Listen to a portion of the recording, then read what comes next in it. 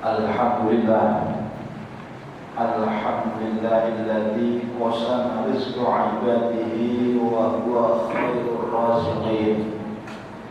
Asyhadu an la ilaha illallah wahdahu la syarika lah wa anna sayyidana Muhammadan abduhu wa rasuluhu afdhalul khalqi ajma'in. Allahumma shalli wa sallim ala sayyidina Muhammad wa ala alihi wa ashabihi wa man tabi'ahum bi ihsanin ila yaumiddin. Amma ba'du, fa ya ayyuhan nas ittaqullaha haqqa tuqatih wa la tamutunna illa wa antum muslimun. Hadirin jamaah salat Jumat yang dirahmati Allah, pada kesempatan yang baik ini marilah kita senantiasa melakukan upaya peningkatan takwa kepada Allah dengan mengerahkan segala kesungguhan dalam menunaikan segala perintahnya dan menghindari sejauh mungkin segala larangannya. Setiap saat kita harus senantiasa mengoreksi diri. Sudahkah segala perbuatan lahir maupun batin hanya terfokus pada tujuan penghambaan diri pada Allah? Karena tujuan pertama dan utama dari kehidupan manusia tidak lain hanyalah beribadah kepadanya. Allah menganugerahkan umur sebagai modal kapital manusia dalam meraup laba pahala dan ridhonya.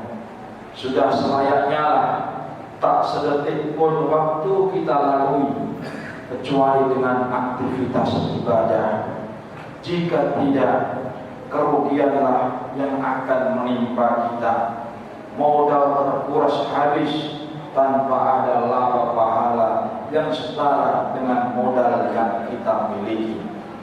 Hadirin salat Jumat yang dirahmati Allah, sebagai hamba Allah, misi pertama dan utama yang harus kita emban adalah beribadah kepada Allah Subhanahu wa ta'ala.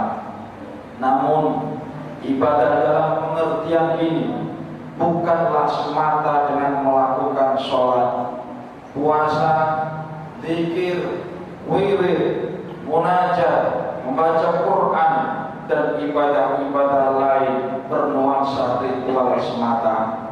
Islam mengajarkan bahwa setiap saat dengan beragam rutinitas hariannya seorang muslim hendaknya melandasi kegiatannya dengan niat ibadah.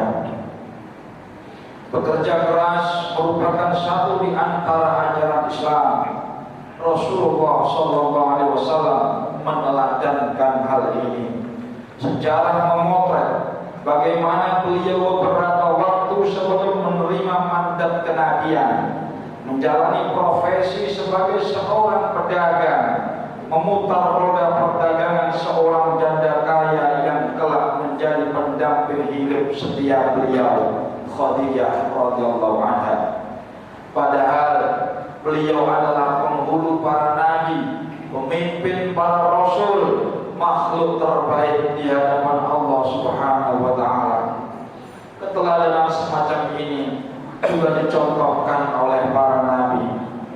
Dalam sebuah keterangan hadis disebutkan bahwa Nabi Daud adalah seorang pembuat baju besi, Nabi Adam adalah seorang petani, Nabi Nuh adalah seorang tukang kayu, Nabi Idris adalah seorang penjahit, dan Nabi Musa adalah seorang penggembala. Rasulullah secara khusus juga memuji cara hidup yang ditempuh oleh Nabi Daud sebagai nabi yang juga raja dengan kekuasaan yang amat luas. Nabi Daud lebih suka menikmati hasil kerja dari cucuran keringat sendiri. Rasulullah bersabda, "Ma akala ahadun tu'aman qattu khairan min ayyakula min amali yadihi."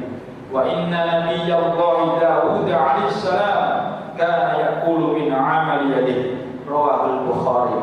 Yang artinya tidaklah seseorang makan makanan sedikit pun yang lebih baik daripada seseorang yang makan dari hasil kerja tangannya sendiri.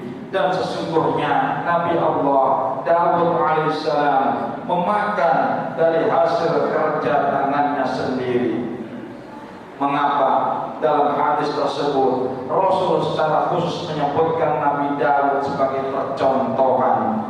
Ibnu Hajar Al-Haytami dalam kitab Fathul Bari mengomentari di antara hikmahnya adalah bahwa pilihan Nabi Daud untuk makan dari hasil kerja sendiri bukanlah sebuah hajat atau kebutuhan, karena beliau adalah khalifah atau raja yang lazimnya tidak harus menangani pekerjaan sendiri. Akan tetapi beliau ingin mendapat fadilah makan dari hasil kerja sendiri. Karenanya Rasulullah SAW mengungkapkan hadis ini untuk memotivasi umatnya. Nabi Daud yang nabi sekaligus raja saja masih mau melakukan pekerjaan dengan tangannya sendiri.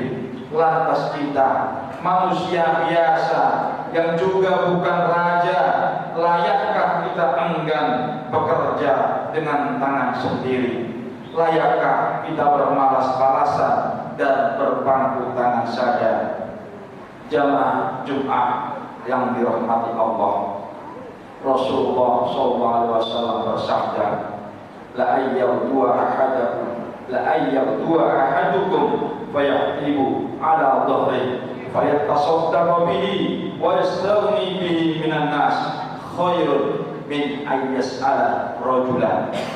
Sungguh jika salah seorang di antara kalian berangkat pagi lalu mencari kayu bakar dan diangkut di atas punggungnya, kemudian dengan hasil kerjanya dia bersedekah dan tidak menggantungkan pemberian orang lain, maka hal ini lebih baik daripada dia meminta-minta.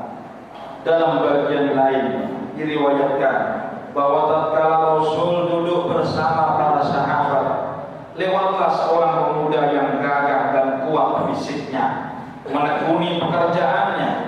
Salah seorang sahabat berkomentar, andaikan anak muda ini berjuang di jalan Allah, yakni angkat senjata melawan musuh, maka kemudian Rasul bersabda, in kana kharaja yas'a ala nafsihi ya'ibha fa huwa fi sabilillah, wa in kana kharaja yas'a ala abawayhi fa huwa fi sabilillah, wa in kana kharaja yas'a ala zawjihi wa 'iyalihi fa sawfa huwa fi sabilillah. Yang artinya jika dia keluar rumah untuk bekerja, mencukupi kebutuhan dirinya sehingga tidak sampai meminta-minta, maka dia sedang berjuang di jalan Allah. Dan jika dia keluar rumah untuk bekerja mencukupi kebutuhan kedua orang tuanya, maka dia sedang berjuang di jalan Allah.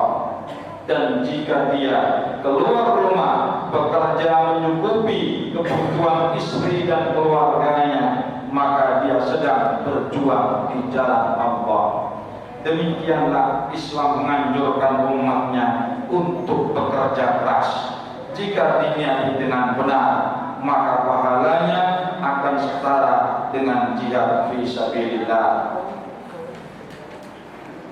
Hadirin jamaah salat Jumat yang dirahmati Allah, demikian khutbah kami.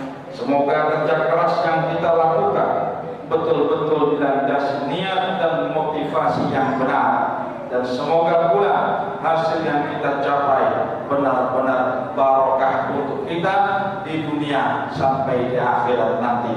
Amin ya rabbal alamin. A'udzu billahi minasyaitonir rajim. Ma 'indakum yanfad wa ma 'indallahi baq wa lanajziyanna alladhina sabaru ajrahum bi ahsani ma kanu ya'malun.